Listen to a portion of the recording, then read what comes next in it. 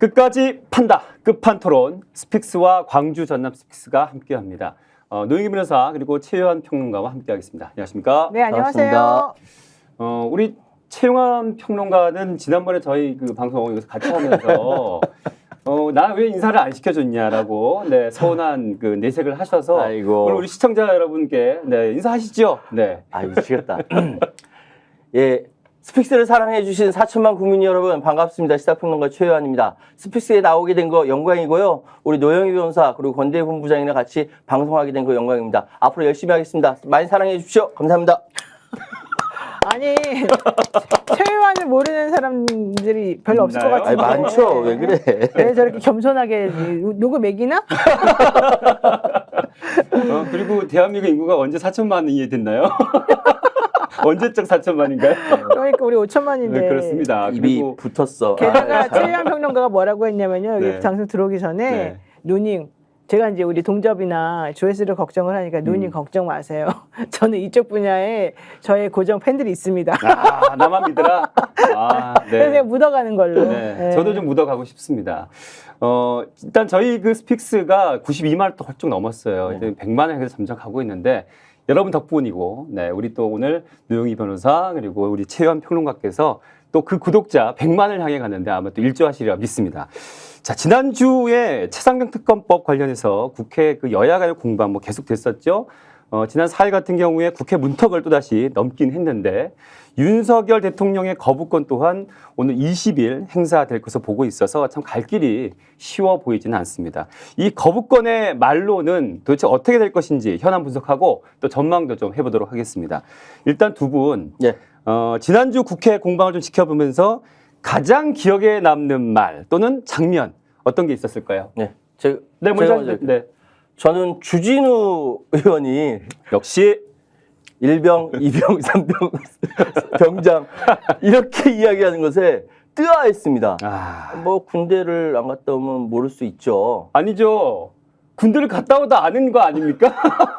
네. 근데 팩트 어쨌든 체크. 이병, 일병, 상병, 병장입니다. 주진우 의원님 잘하시기 근데 안 바랍니다. 갔다 와서 그래. 그렇게 봐주나? 근데 이거는 진짜 우스갯소리, 뭐 모르는 사람은 그건 모른다고 할 수 있겠는데 그거보다 더 심각한 것은 최수근 상병을 장비 손괴에 비교한 겁니다. 맞습니다. 아니 어떻게, 그러니까 이건 상식의 문제고 공감대의 문제예요. 이게 사람이 이 사람을 어떻게 대해야 되는지, 그리고 우리 젊은 그 병사들이 정말 청춘을 바쳐서 나라를 지키는데 헌신을 하고 있는데 이거를 그저 장비 손상과 비슷하게 이렇게 비유를 한다면 누가 나라를 위해서 헌신하겠습니까? 이거는 주진우 의원이 특별히 따로 사과를 해야 되는 부분이다. 이게 가장 눈에 들어왔습니다. 네. 우리 노영희 변호사는 어떤 게 가장 기억에 남았습니까? 저는 안 그래도 주진우 의원이 거기다 대고 장비 얘기를 하길래 네. 나는 왜 관우 유비 장비 얘기가 거기서 갑자기 왜 나오지? 사실 참 그런 생각했어요. 설마하니? 왜냐하면 그쵸? 설마 사람은 네. 그 최상병이 사망을 했는데, 응? 그 최상병이 사망을 했는데 장비 손상으로 비교를 한다는 게 사실 말이 안 되잖아요. 그래서 나는 이 사람 삼국지를 좋아하나? 또 뭔가 또 자기가 꽤 열심히 많았을 것 노력해서 같아요. 그렇게 들으신 분들. 노력해서 그렇게 했나 이 생각을 솔직히 좀 했었었는데 그 다음 얘기 듣고 제가 뜨악했잖아요. 장비가 망가졌다고 8명에게 이 손해를 물고 재산 압류하고 이게 맞냐. 이것도 보세요. 또 재산 압류. 그러니까 도대체 이분은 사고방식이 사람이 죽거나 말거나 이게 전부 다 그런 쪽으로만 생각하시는 것 같아서 제가 너무너무 깜짝 놀랬고 그다음에 이제 제가 또 충격받았던 것 중에 하나는 전 유상범 의원이 참 재밌더라고요. 네. 그분은 자기 서울대 나오고 공부 잘했던 거 엄청나게 프라이드가 높은가 봐. 지난번에 너무 남발해. 지난번에 네. 정청래 법사위원장한테도 그때도. 야 내가 더 잘했어 이 얘기해가지고 진짜 사람을 놀래키더니만 이번에도 서영교 의원한테도 뭐 서영교 의원한테만 한 건 아니었지만 공부 좀 해갖고 오세요 뭐 이러고 맨날 공부 얘기만 하는 거예요. 야 진짜 잘났어. 잘났어. 아니, 공부 못한 사람 살겠나? 그래야 나 공부 못했다. 하지만 당신이 말하는 그 수사보고 내지는 이거 이첩 관련한 내용은 사실은 맞지 않다. 본인이 좀 스스로 정말 공부를 제대로 하고 와서 해달라. 그래서 지난번에 입법 청문회 할 때도 그 최상병 관련된 내용에서 박정훈 대령 측의 변호인들이 또 네. 박정훈 대령이 우리에겐 아무런 수사권도 없고 무조건 넘기라면 넘겨야 되는 것인데 왜 이렇게 하느냐라는 의문과 비난이 있으나 그것은 매우 잘못됐다라고 분명히 말한 바가 있지 않습니까? 그 자리에 그분이 있었어요. 유상범 있었죠. 우리는 봤어요. 그랬는데 또 이거를 또 잊어버리고 내지는 잘못 왜곡해서 그렇게 해서 뭐 보내야 하는 게 당연한 것인데 왜 그러냐는 식으로 말하면서 모든 의원들을 바보로 만들고 자기 혼자 잘났다고 하니 진짜 이분은 특이하다. 공부가 그렇게 쉬웠어요. 아니 그게 아니라 그냥 공부 하나 잘한 걸 평생을 울고 먹는구나 이 생각. 진짜 공부 잘했던 우리 친구들 그런 말 많이 하는데요. 진짜 자랑할 게 없어 공부 잘했다는 얘기 아니야? 그러니까 왜냐면 다른 그 능력이 없으니까 사실 공부가 제일 가성비가 좋아요. 네, 참 덕분에 저희 스픽스의 구독자도 계속 늘고 있고요. 또 덕분에 이렇게 웃을 넘는 우리 국민들 실소하게 되고 있습니다. 어쩜 이렇게 모든 국민의힘 의원들이 다 그렇지는 않겠지만 하나같이 윤석열 대통령처럼 무식무도가 참 닮아 있는지 참 저희는 계속해서 목격하게 돼서 언제까지 봐야 되나 이런 생각을 하게 됩니다. 일단 우리 또 이 얘기를 본격적으로 해봐야 되는데요. 이 최상병 특검법을 대하는 여당 그 대통령실 입장, 이걸 지켜보는 국민들이 이것을 생각이 다를 수 있다, 이견으로 볼 수 있을지 아니면 그야말로 우리가 또 생각하고 있는 윤김의 비호, 방탄인지 어떻게 우리 국민들이 생각하고 계실까요? 말씀하세요. 네, 서로. 네. 아니 뭐 너무 뻔해가지고 네. 사실은 이제 그 권력이라든지 이렇게 TV 나와서 이렇게 얘기하는 사람들은 온갖 좋은 말들만 골라서 합니다. 네. 들어보면은요 그럴듯하거든요. 근데 이렇게 뒤집어 보면은 이게 다 온통 유체이탈 화법이죠. 유체이탈 화법은 아마 김어준 씨가 맨 처음 쓴 것 같은데 이 화법이 예전에 이명박 정권 때, 박근혜 정권 때 지금까지 계속 이어지고 있습니다. 그러니까 마치 무슨 특검법이 이번에 공수처 조사를 잘 못하면 특검을 자기가 먼저 제기하겠다느니 라고 하면서 공수처에 엄청 힘을 실어주는 듯한 발언을 하지만 사실은 그렇지 않았다는 것을 우리 국민들이 너무너무 잘 알고 있고 트라우마가 있는 것 같아요. 지난 박근혜 정권 때에 탄핵을 당했다라는 것에 대해서 이 대통령실이라든지 이 측근들이 트라우마가 있는 것 같은데 걱정하지 마시고 죄 지은 대로 죄 지은 만큼 벌 받으면 되니까 너무 걱정하지 마시고요.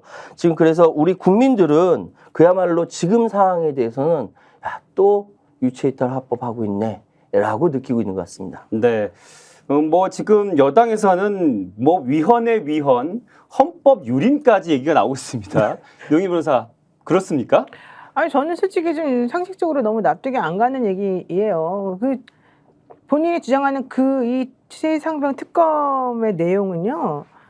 윤석열 대통령에게는 고마운 내용이었어요. 지난번에 본인이 사실 이 특검법, 그 박근혜 특검 할 때 이 특검법에 따른 추천이 박영수 특검에게 있었지 않습니까? 그래서 박영수 특검으로부터 본인이 발탁돼서 대통령 자리까지 오르게 된 상황이었고요. 현실적으로 특검이라고 하는 게 정권의 친화적인 사람이 만약에 특검이 되면은요, 그걸 제대로 수사할 수가 없잖아요. 그거는 검찰이 수사하는 것하고 뭐가 다르겠어요. 그렇지. 오히려 그런 식으로 하게 되면 면죄부를 주는 용이었는데 그동안에 특검이 많이 발의가 됐지만 다 실패한 게 사실은 그것 때문이었어요. 근데 이제 성공한 특검은 진짜로 야당이 추천해서 됐을 때에 제대로 된 성공이 있었다라고 보여지는 거거든요. 이번 같은 경우에 도대체 어떤 부분이 위헌이라고 좀 주장을 하는 것이냐. 이게 이제 그 민주당 야당에서만 특검을 추천할 수 있도록 해놓은 게 그게 이제 문제다라는 주장 아니겠어요? 네.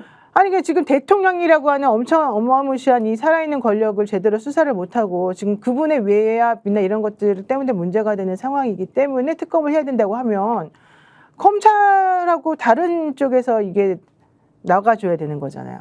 근데 지금 그걸 왜 위헌이라고 주장하는지 저는 제가 잘 몰라서 그러는 건지 솔직히 좀 이해가 안 갑니다. 이분들이 주장하는 거는 특검법 추진 절차랑 그다음에 여당이 제외된 특검 후보자 추천 규정 이런 것들이 독소 조항이다 먼저 이런 주장을 지금 하고 있는 건데요. 저는 이게 솔직히 전혀 말이 안 되고 보고 특히 뭐 삼권 분립의 원칙을 위배했다 네. 이런 주장도 전혀 말이 안 돼요. 어떤 부분이 삼권 분립의 원칙을 위배한 거라는 거예요? 얘기 좀 해주세요. 아니 특검을 하고 싶지 않은 거예요. 아예 이 정국에서 벗어나고 싶은데 할 말이 없으니까 골라낸 말들이 그런 얘기라고 생각이 되고요. 지금 뭐 사실은 지난번 21대 나왔던 특검보다 조금 더 권한이 세졌죠.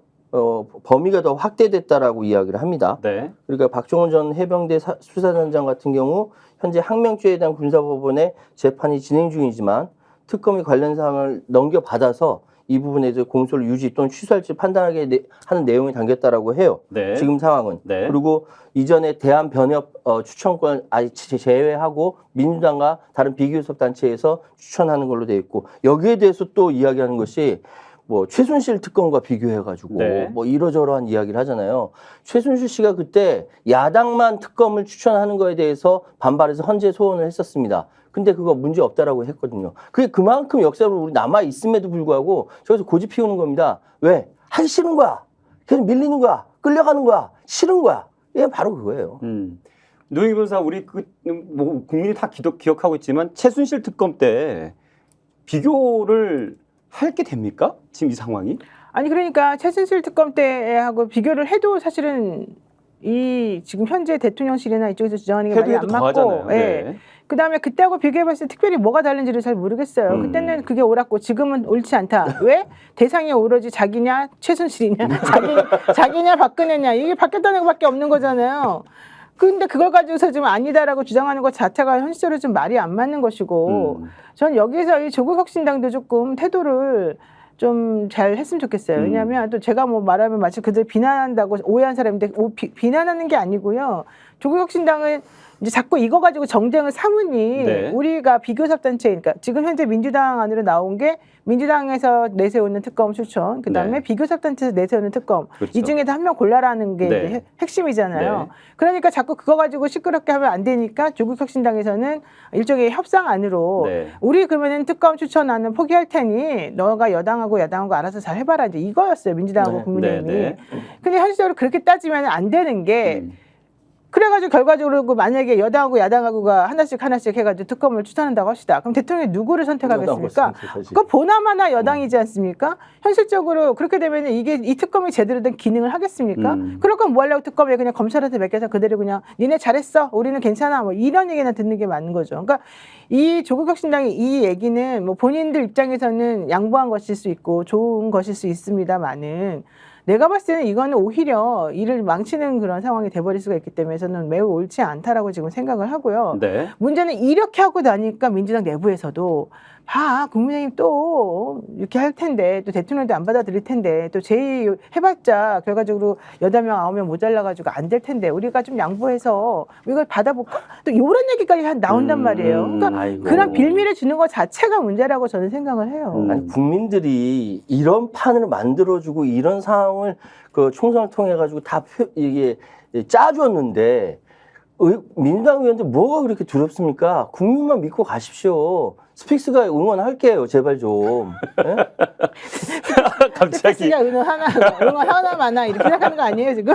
아니 못 그런데 믿는 거잖아 지금. 지금 뭐 응원은 하죠. 네. 국민과 함께 응원은 하는데 우리 국민들의 우려를 우리가 지금 불식시켜야 된단 말이죠. 네. 그게 바로 21대 봤던 모습 아니겠습니까? 그렇죠. 뭐 재표결을 하지만 결국 폐기되고 이런 수순이 될까봐 지금 우려하는 부분인데 그렇게 좀 지금 현재 22대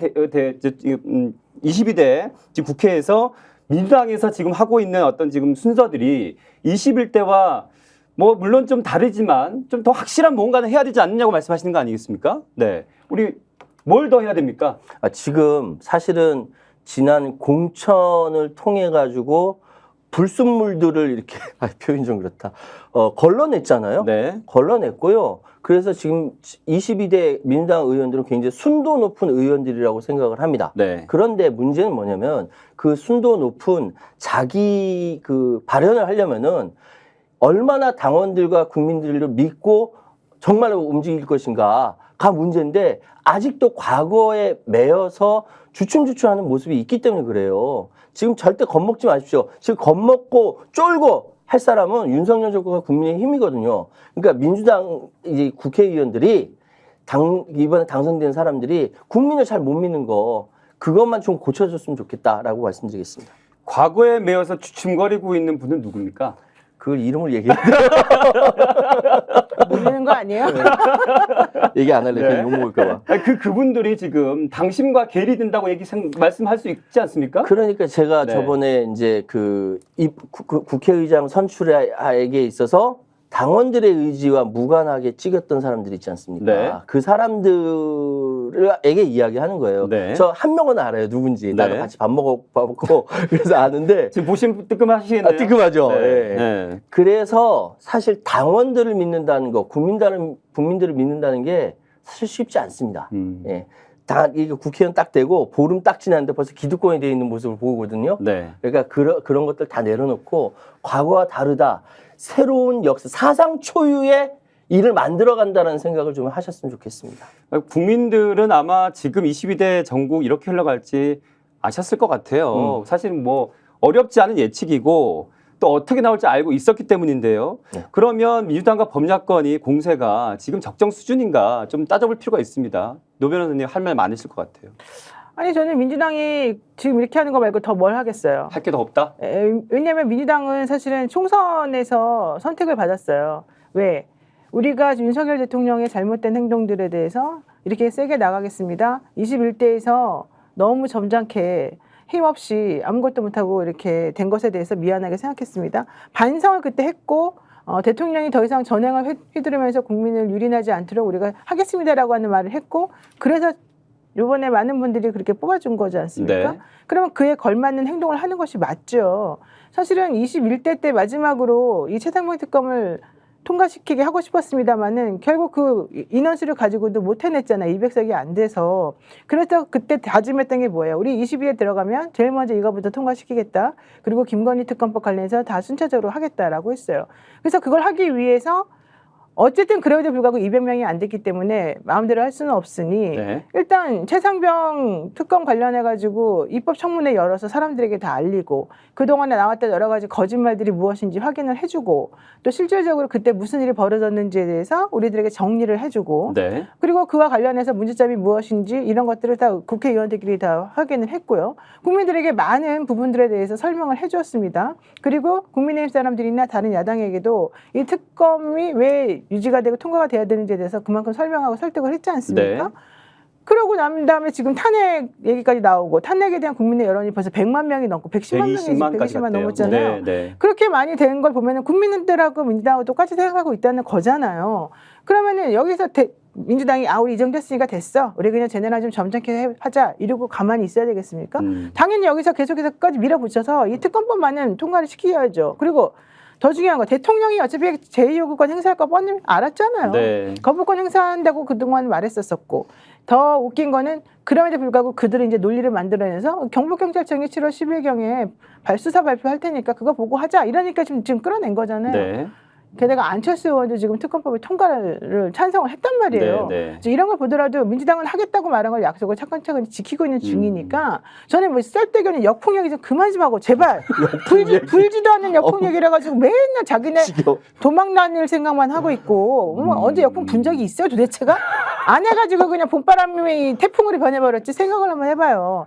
그래서 사람들이 양심이라는 게 좀 있으면 역풍 얘기 안 해야 되는데 이 비겁한 몇 명의 또 사람들이 또 네. 그 역풍 얘기하면서 마치 그게 합리적인 얘기인 것처럼 한단 말이죠. 네. 그럼 역풍 얘기 안 하면 우리가 되게 무식해 보인다는 얘기잖아요. 그렇지 않아요. 그러니까 지금 할 수 있는 걸 하고 하겠다고 말한 걸 약속을 지키면 되는 것이고 상식적이고 합리적인 수준에서 그들이 잘못한 게 있으면 이게 단죄받는다는 걸 보여주는 거. 저는 그게 지금 할 일이다라고 보고 지금 잘하고 있다 생각합니다.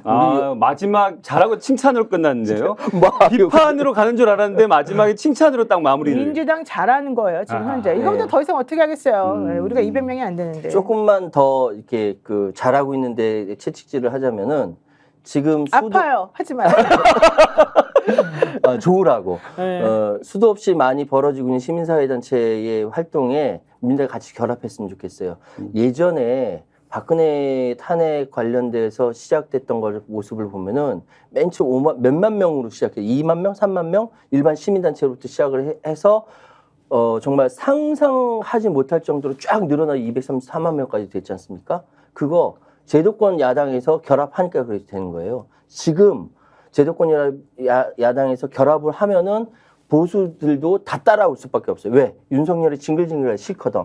그러니까 그것까지 같이 싸우도록 합시다. 아니 그리고 윤 대통령 지지율 이번에 금요일 날 나온 여론조사 보면 26% 나왔어요. 네. 그 20%가 난리를 도대체 쳐도. 몇 달 내내 계속되고 있잖아요. 그걸 보면 모르겠습니까? 그냥 윤 대통령에 대해서 정말 어쩔 수 없이 고정적으로 지지하는 사람 빼놓고는 전부 다 마음이 돌아섰다는 얘기고 그렇게 최상병 특검에 대해서 본인들이 외압 행사하지 않고 잘했다면 문제가 없다면 그냥 받아들이면 되잖아요. 글쎄 말이야. 받아들여가지고 자기네들이 원하는 방향으로 결론이 나오면 되잖아요. 음.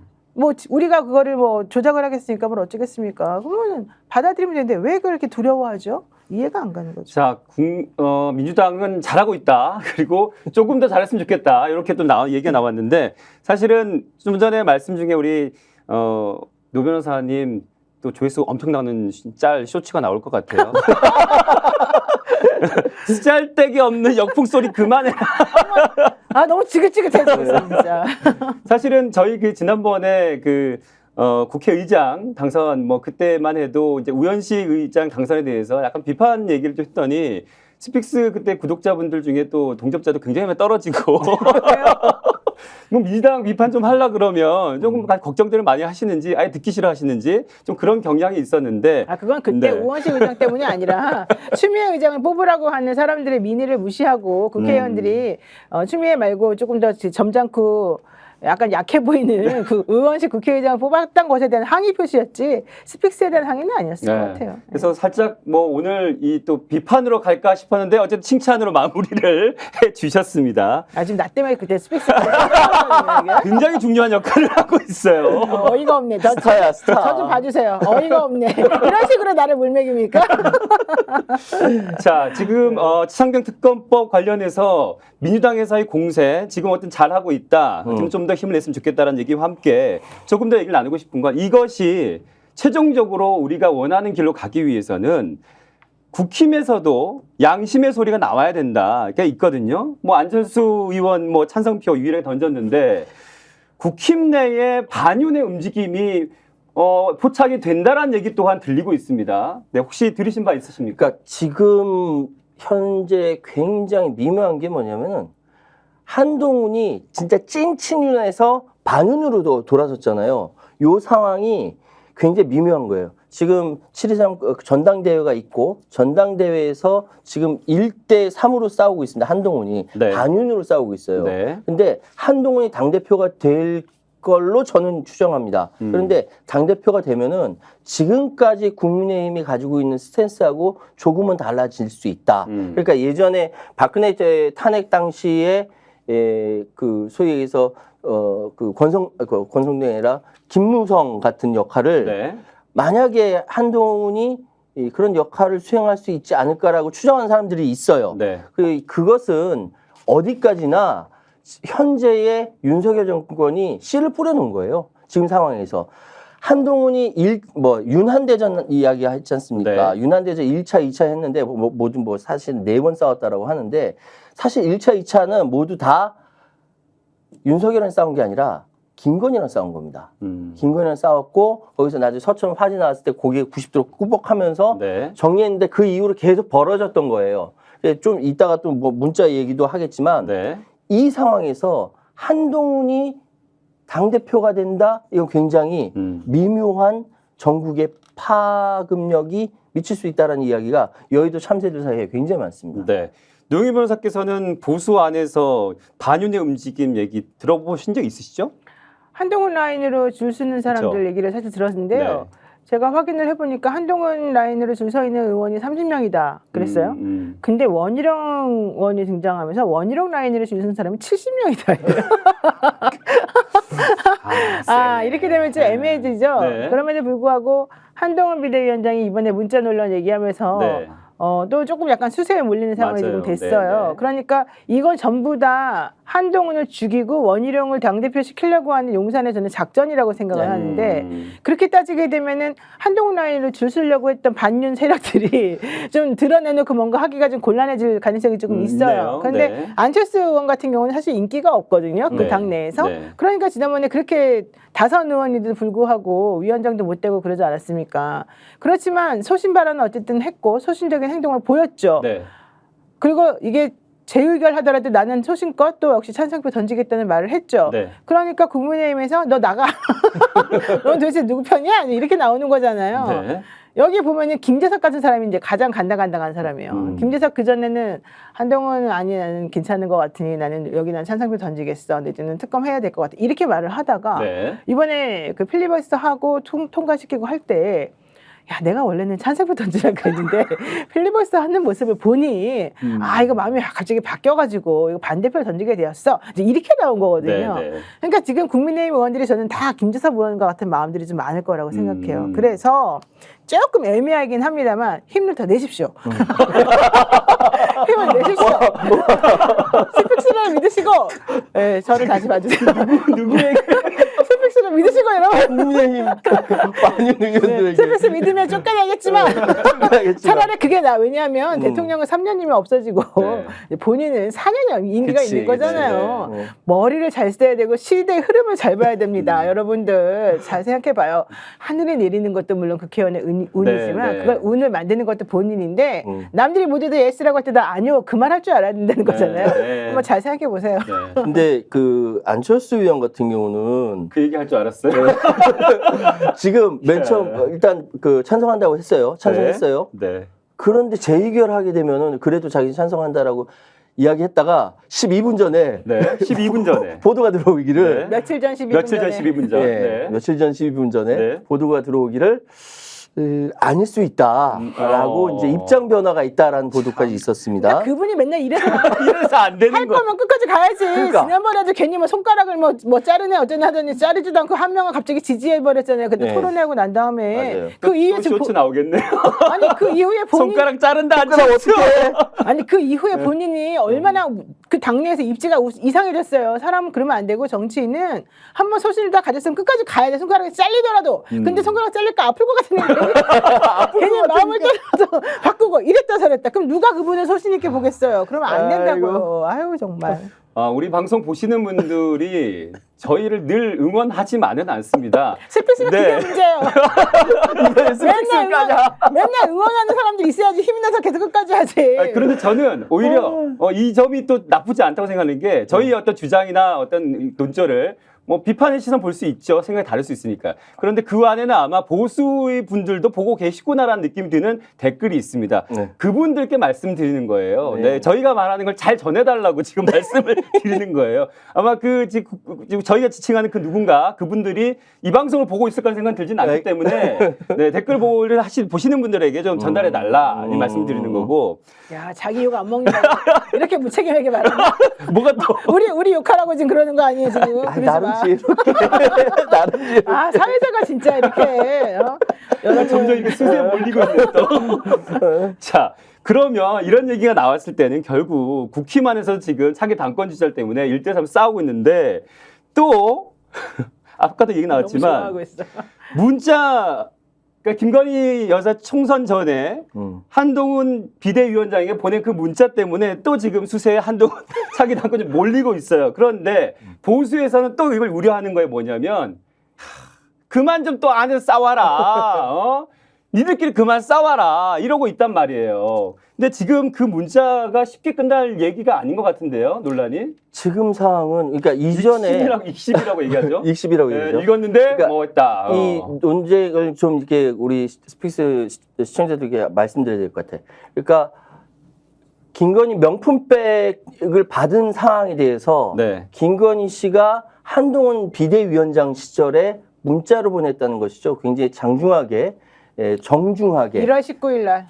보냈다라는 건데 그거를 일십했다라는 겁니다. 네. 근데 왜 그러지? 만약에 그때 사과를 했다라고 한다면은 선거에도 도움이 되고 다 두루두루 좋을 것 같은데라고 생각했는데 나중에 신지호 전 의원이 해명하기를 아니 사과를 대통령이나 대통령 부인이 직접 사과를 해야지 당에다 맡기는 게 어디냐. 이것도 일리가 있거든요. 네. 근데 이것이 바로 무엇을 얘기하냐면 내부 안에서 균열이 굉장히 크다는 거예요. 그래서 누구는 전륜이라고 얘기했잖아요. 네. 그것이 여기서 드러나는 것이고 이 문제 그냥 넘어가는 문제가 아니라 왜냐하면 겉으로 나오기엔 윤 대통령이 아니에요. 김건희와 한동훈이 싸우고 있기 때문에 그렇습니다. 정치 누가 합니까? 김건희가 했잖아요. 근데 저는 그 신지호 전 의원의 변명이나 이런 건 네. 조금 궁색하다고 봐요. 음. 아니 그러거나 말거나 일시분하면 안 되지.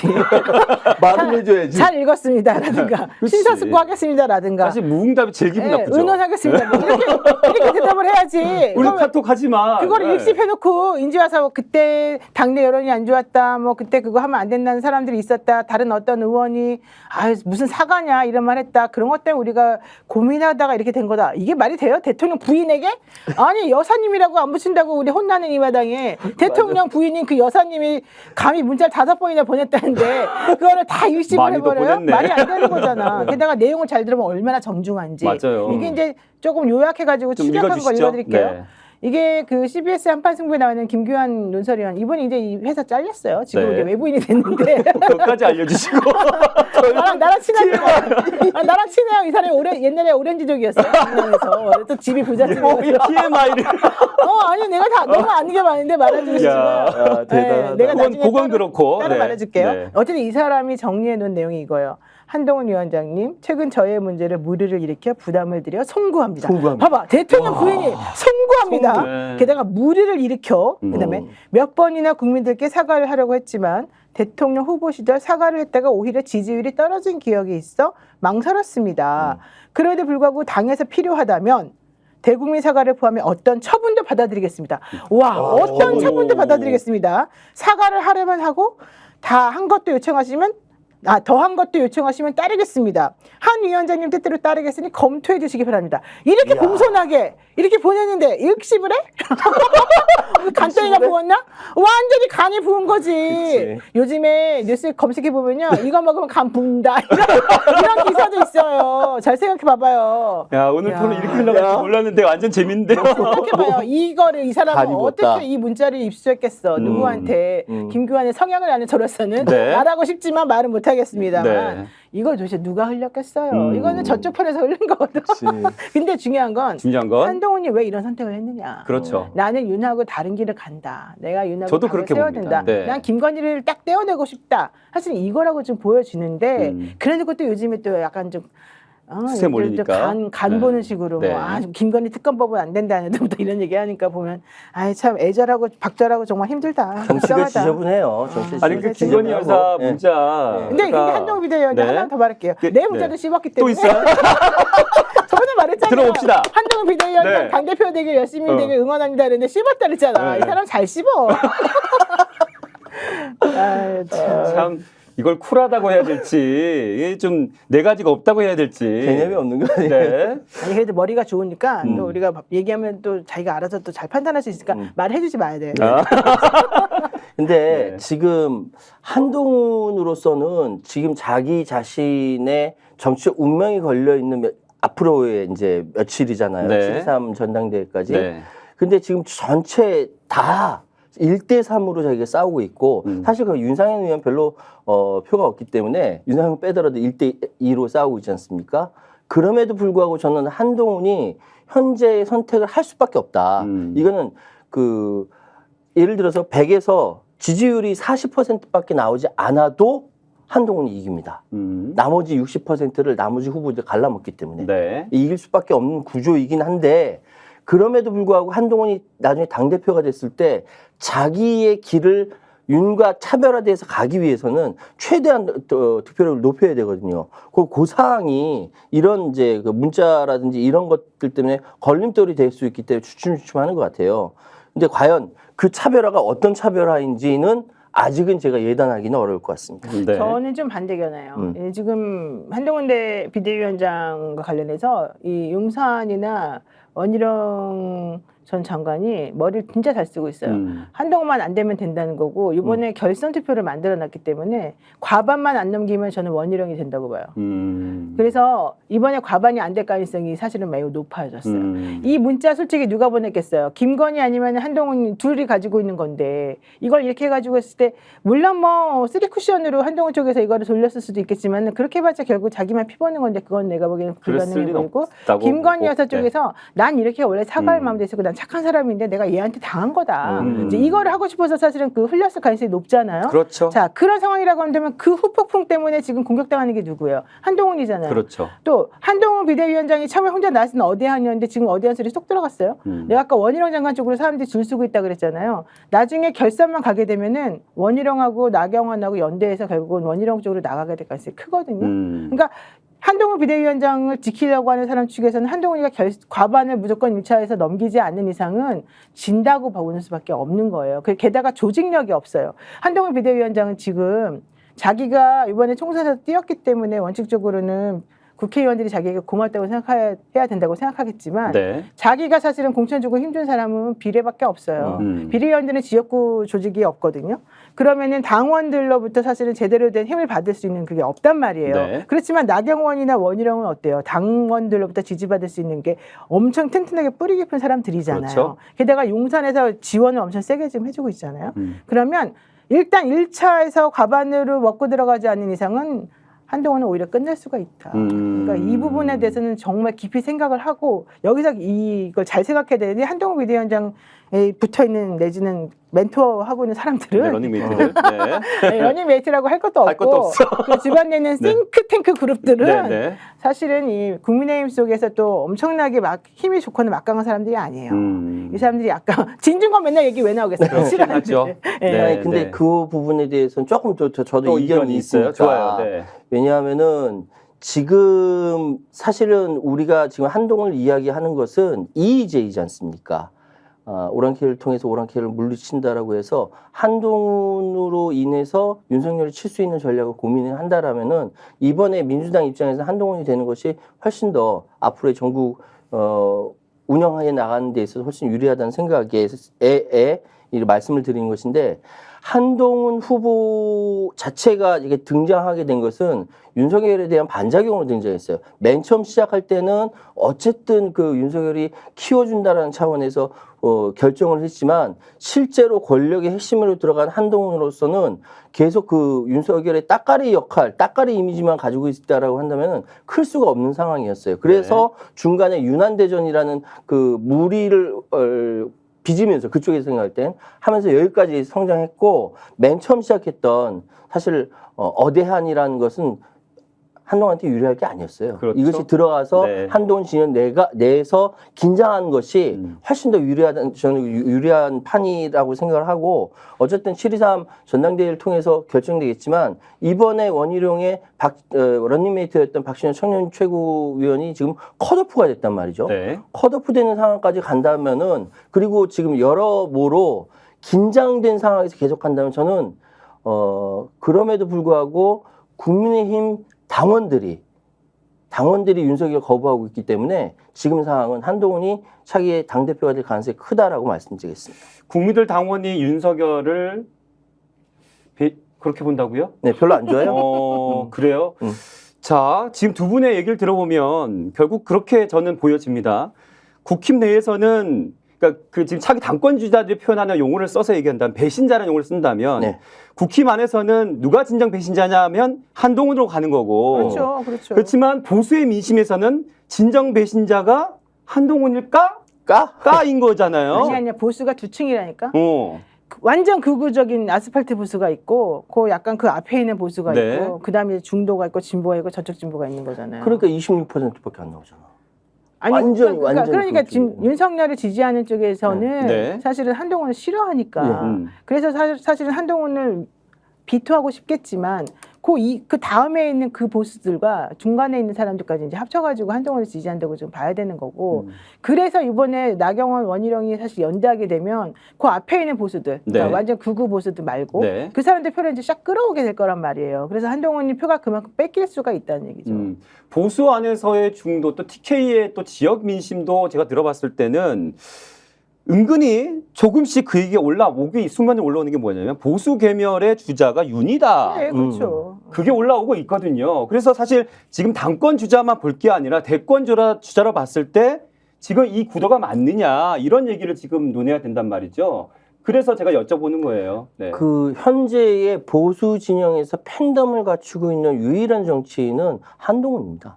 한동훈, 그러니까 진보라든지 일반 그 민심 봤을 때 한동훈이 행동하는 것이라든지 이런 것들이 마음에 들지 않는데, 그럼에도 불구하고 보수 쪽에서는 다른 정치인들과 달리 유일하게 팬덤을 갖추고 있는 정치인이에요. 그렇다고 한다면은 현재 지난 총선이 이렇게 폭망하게 된 것을 한동훈 책임으로 돌리려고 했었던 백서도 미뤄지고, 지금 그 내부 분위기는 이 윤이 책임져야지 왜 한이 책임져야 돼? 라고 하는 질문이 많다라는 것이죠. 저는 그런 차원에서 이번 당대표 선거까지 봐야 되지 않을까라고 생각하고 있습니다. 근데 되게 웃기는 게 뭐냐면요. 네. 그분들은 좀 되게 약간 모순적인 게, 이번에 총선할 때 공동선대위원장이 누구였어요? 원희룡. 한동훈 비대위원장은 선대위원장 선대위원장. 다 기억하잖아요. 네. 근데 공동선대위원장이 사실 나경원하고 원희룡이 있었거든요. 네. 근데 이번에 원태수까지 이번에 원희룡 후보가 뭐라 그래요? 한동훈에게 야 너는 총선에 져서 책임져야 될 놈이 나와서 왜 이러니 이러잖아요. 자기는 아닌가? 근데 문제는 이게 은근히 네. 그분들에게 먹힌다는 거예요. 사람들이 마치 한동훈에게만 모든 책임이 있는 것처럼 생각을 해버린다는 거야. 그러니까 되게 그래서 한동훈이 모순적이잖아. 같이 사진 올린 거 아니에요? 그러니까 모순적이잖아. 근데 그 정도 올려가지고 니들 이래놓고 나한테 이게? 그 정도 올려갖고 소용이 안 돼. 없어요. 그걸 올린 거는 내가 너네를 도와줬는데 니네 참 애들이 뻔뻔하다 이런 차원인데 보수에서는 어쨌든 한동훈 비대위원장이 잘못한 것인 것처럼 지금 몰고 나가는 여기에 지금 조금씩 또 잠식되어 들어가는 그게 뭐냐? 조직의 힘이라는 거예요. 네. 그치. 그 조직의 힘을 이길 수가 없어요. 이 당선거는. 자, 국회 안에서의 조직의 힘을 또 본다면 지금 창과 방패 싸움 만만치 않습니다. 지금 최상병 특검 얘기 다시 하면요. 왜 다시 해요? 할 수밖에 없어요. 왜냐하면 그 정점에 김건희 여사가 있기 때문에 네. 얘기를 안 할 수가 없는 게, 이 거부권 방패가 도대체 김건희 여사의 그 사수하는데 도대체 우리가 언제까지 그걸 지켜만 봐야 되는지 민심은 굉장히 그거 답답해 하신단 말이에요. 그러니까 권대본부장 지금 네. 02800에 7070이 이 김건희 여사 전화번호다라는 거 추정하고 있는 거죠. 함적 추론을 하고 네, 그러고 질문을 드리는 거예요. 아. 그 데드라인이 언제일까? 이 알고 싶어 하실 것 같아서 평론가님 어떻습니까? 무슨 데드라인? 사수할 수 있는 네? 그 박근혜 그 탄핵 때 할 일 없이 무너졌던 그 상황을 생각해 보면요. 권력 내에서 뭔가 현재의 상황을 극복하려고 몸부림칠 때 결국 확 무너지거든요. 네. 그 몸부림칠 때가 언제였냐면, 저는 그때 박근혜가 국회에 와서 이제는 개헌할 때입니다라고 네. 꼼수하다가 확 무너졌어요. 지금 이 거부권을 행사하고 이것도 역시 꼼수이긴 하지만 네. 김건희를 사수하려고 앞으로 계속 여러 가지 이 상상을 초월하는 사상 초유의 꼼수들이 등장할 것이다. 이것이 계속 촛불 민심을 자극할 것이고 그거를 통해서 무너지지 않을까. 어떤 방법을 사용할지는 저는 지금 머리가 나빠서 공부를 잘 못해서 네. 잘 모르겠습니다. 갑자기 꼬리를 이렇게 감추는 느낌이 듭니다. 공부 못한 거는 맞죠. 다 못했죠. 뭐 여기 공부 잘하는 누가 있겠어요. 근데 공부 얘기를 할 필요는 전혀 없는 것이고 네. 저는 그렇게 생각해요. 한동훈 뭐 위원장님에게 이렇게 엄청나게 읍소하는 문자를 왜 보냈을까 김건희가. 내려고? 엄청 후달렸다는 얘기고 이걸로 무너질 수 있다는 본인의 공황적인 위기감? 심리적인 네. 상황을 그때 난 보여줬다고 생각하거든요. 물론 총선을 앞두고 이제 이렇게 하지 않으면 우리가 큰일 날 수 있겠다는 생각 때문에 했겠지만은 사람들이 문자 읽고 왜 일십했냐 이것만 신경 쓸 게 아니라 이렇게 보낸 김건희의 심리 상황을 우리가 분석을 해봐야 돼요. 그럼 일단 1월 달에 이걸 보냈다는 거잖아요. 1월 네. 19일 날. 이 상태 때 엄청나게 무너졌어요. 그리고 그 다음에 우리가 총선할 때까지 사람들이 전부 다 김건희가 안 보인다. 김건희가 몸이 엄청나게 아프다더라, 빠졌다더라. 뭐 등등 뭐. 큰일 났다더라. 네. 뭐 약 먹는다더라. 네. 별별 얘기 다 나왔잖아요. 그리고 난 다음에 총선이 끝나고서 이재명 대표에게 만나자고 손 내밀고 뭐 식사도 같이 하고 뭐도 하자 이러니까지 막 나오고 엄청나게 저자세로 나갔잖아요. 그러다가 대통령이 끝까지 버티면서 아무도 안 물러나고 총리도 그냥 살아있고 여기까지 오니까 또 조금 괜찮아지는 것처럼 나왔죠. 네. 이게 지금 기복이 이렇게 있는 거예요. 이렇게 맞아요. 쭉 내려갔다가 네. 쭉 이제 조금 네. 이렇게 V자로 내려갔다가 이제 이렇게 평탄하게 좀 꺾이는 중인데 네. 여기서의 하나의 핵심은 최상병 특검이다. 음. 그 특검 거부권 행사를 7월 20일 날 정도 이제 할 거고 19일 할 것 같으면 19일 날이 1주년 기념이잖아요. 네, 그렇죠. 그럼 그 전에 7월 10일 정도에 경북경찰청에서 수사가 결과가 나와. 사람들이 그거를 못 받아들일 가능성이 매우 높아요.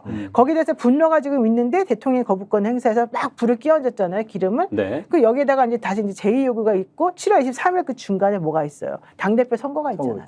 요 일련의 흐름들에서 저는 8월 정도가 되면은 이제 이게 완벽하게 폭발하는 그런 계기가 될 수 있다. 이렇게 8월 정도.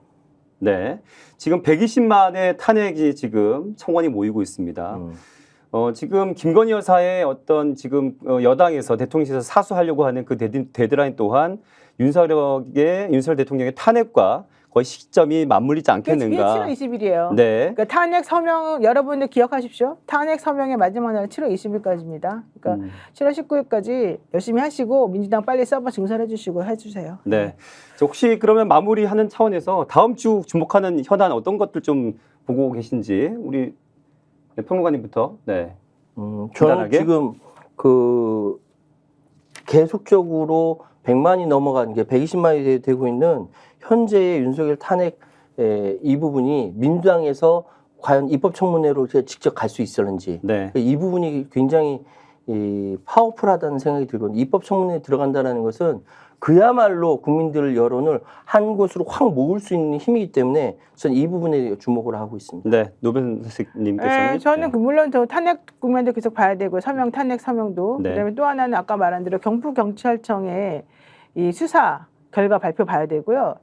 그다음에 이제 또 하나 변수가 생긴 거는 검사 탄핵을 민주당에서 얘기를 하고 났더니 지금 검사들이 일제히 반발하고 나섰잖아요. 그렇죠. 이완석 검찰총장 되게 열받아가지고 이제 막 뭐라 하고 이재명 수사했던 사람들 전부 다 나 보복하는 거냐 막 이제 이런 얘기 나오잖아요. 네. 이러면서 검사들이 또 이제 총 공격을 하기 시작할 거고 그쪽에 동조하는 언론들이 또 마치 그게 엄청난 검사들의 모든 사람들의 뜻인 것인 양 또 이슈몰이를 막 하겠죠. 하겠죠. 예, 그리고 난 다음에 더 중요한 게 있습니다. 그 MBC 옛날에 그 사장이었다가 이번에 이진수 방통위원장 방통위원장. 후보 된 네. 사람 그 사람이 또 이제 활약을 할 타임이 왔어요. 할 게 많습니다. 네. 아 너무 많아 네. 이슈가. 하여튼 덕분에 구독자는 쭉쭉 올라갈 거라 믿습니다.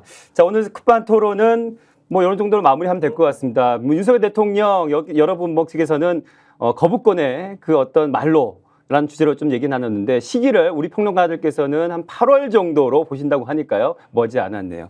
자, 오늘 뭐 길지 않은 시간이었는데 그래도 집중해서 좀 함께 해주셔서 감사드리고 또 두 분과 함께 인사 나누면서 마무리하겠습니다. 시청해주신 여러분 고맙습니다. 아니 왜 아직도 3년간 같은 통신사 인터넷 계속 쓰고 계세요? 인터넷 가입 시 47만 원. 고민은 그만.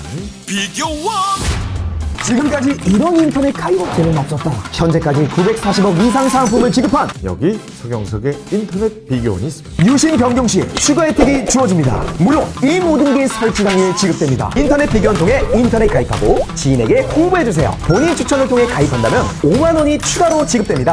인터넷 비교원